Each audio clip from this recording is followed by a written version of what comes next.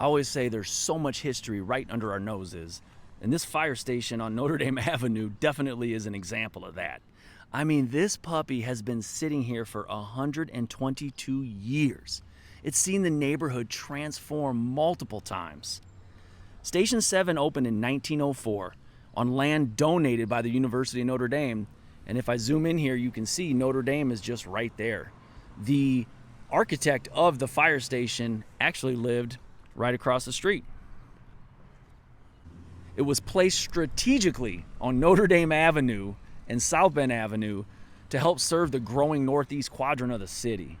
The station cost $6,000 to build. That's about $223,000 today, and newspapers at the time called it, quote, the finest single hose house in the city. And think about this for a second. When this place was first built, firefighters were not climbing into engines. They were rushing out of here with horse-drawn fire wagons. Actual horses lived here. Station 7 served the city until 1968, and since then the property has continued serving the neighborhood in a variety of ways, including years as the Northeast Neighborhood Center. And if I walk in here and zoom in a bit, some of my older folks like me will recognize the good old 219 area code. Then in 2001, this green space next to the station was renamed Quigley Park after Arthur Quigley, who was a longtime Northeast Side neighborhood advocate. But what really catches my attention here on this land is this fountain.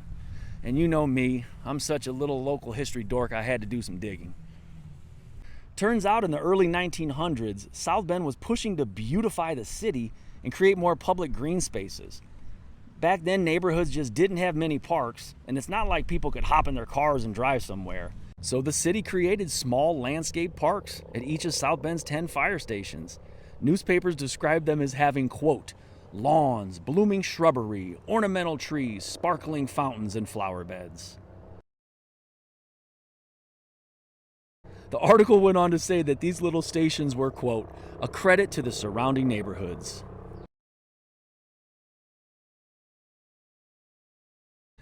And the fountain, I found out in my research, wasn't just decorative.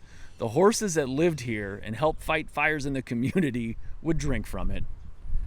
A little different scene than you'd see today on the corner of South Bend Avenue and Notre Dame Ave. But what's amazing is that this land is still doing exactly what it was meant to do more than a century ago, serving as a gathering place for the community. Just weeks ago, matter of fact, local artist Alex Ann Allen painted a mural here meant to welcome